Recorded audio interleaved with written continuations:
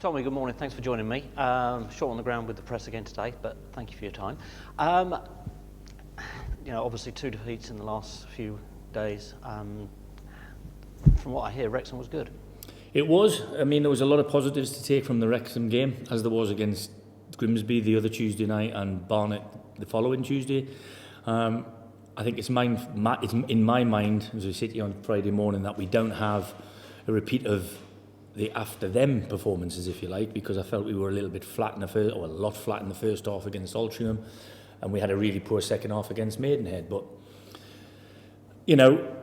it's my job to make sure we're in the best physical condition we can be in. We're tactically prepared. We have a game plan for the game at Solihull tomorrow, and as long as we impart ourselves like we did on Tuesday night at Wrexham, I can ask for no more. 16 games left to go.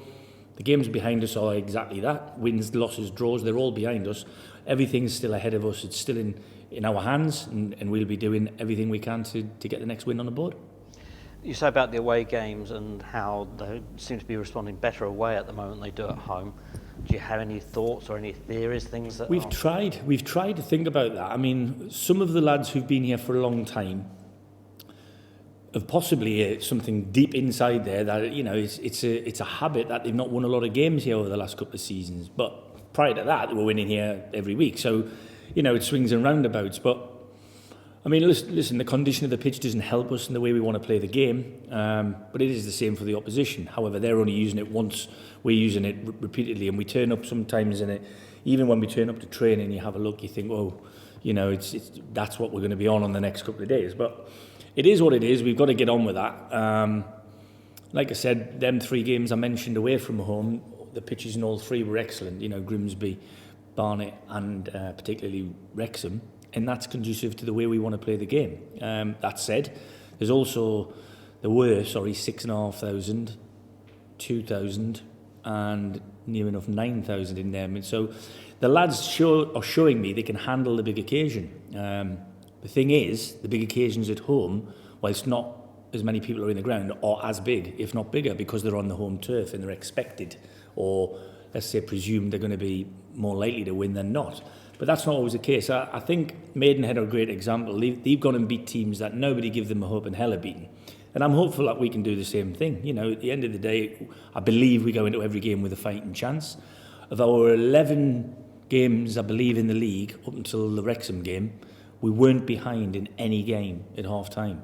Now, that tells me we've got half of it right, because we've got the preparation correct, we've got the setup right, we've got the tactics right. Have we got the legs, the stamina, or the wherewithal on the pitch to see the games out? That's the debate. But we're trying, in each game these lads play, the experience is just that. It's an experience. You can't have experience unless you play the game. So I've just gone through the list of players there with the staff, and there's near enough 20 lads here who probably have never played 30 games in a row in their lives.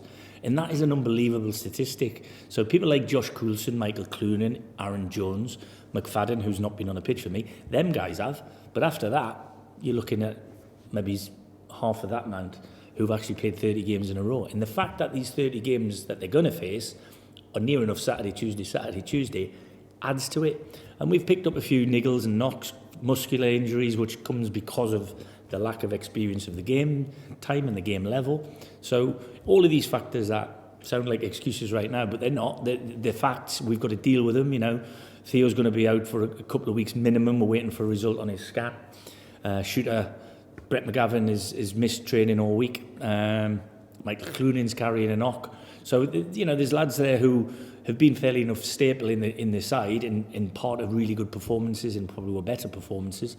So these have all got to be managed, and it's all part of the job. You mentioned injuries and some of the difficulties you're facing with some of those injuries. Any new people coming in? Does it get harder to attract people as we get to this end of the season when we bring those other names in? Yeah, I mean, I just had a conversation with one of the players there, and he asked a question about something similar to that, and I was like, it's not for the want of trying, either from me or from upstairs. There's a lot of people and a lot of names being put to me. I've looked at a lot of players in training, players who've played a lot of league football, but they haven't played enough football recently for me to know that they're going to improve us, because they're physically either not at the level or they're so far behind in terms of since they last played. It's like, yeah, he was a good player, or he is a good player, but he just isn't ready for us, or the right kind for us at the moment. On a positive note, I've managed to agree to extend both Josh Coulson and Cameron Hargreaves for a further month, which I think is really important. I think they both, whilst different, have made a good contribution to the group since they've been here. So I'm delighted that in my eyes is two players that they're not additions, but they are re-addition, I suppose, and that's good. It's extension, and it's good for us. Looking ahead to Saturday and Solihull.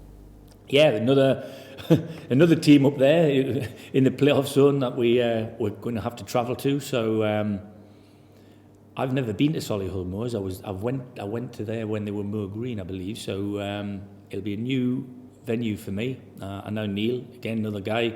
I think I'm almost saying this every Friday, the managers of the clubs at this level are all guys in a similar vein to myself, have been in football a hell of a long time as players, coaches, managers at varying levels. Neil's no different. He's got a style of playing there which is really working well for them, and he's got a good mixture of players, a bit like us. I know there's a couple of youngsters there who didn't quite make the grade but might bounce back, and then you've got people like Danny Newton who's done really well, semi-pro football, gone and had a go at the Football League and gone back again. So a different puzzle, but a difficult one nonetheless. But we'll be prepared as best we can. Raining again outside, so we're going to get wet again on a Friday morning. But let's hope we can go to Solihull and get a really positive result, because I know the staff are really keen for it. I'm sure the players will be. We've got to keep going.